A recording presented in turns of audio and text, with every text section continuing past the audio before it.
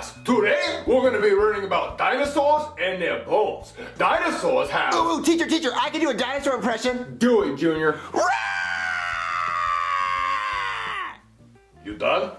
You feel better now that you got that out of the way? Now, with your permission, if you don't mind, I'd like to finish teaching the class. Anyway, class, dinosaurs have a lot of bones. I'm talking a lot of bones.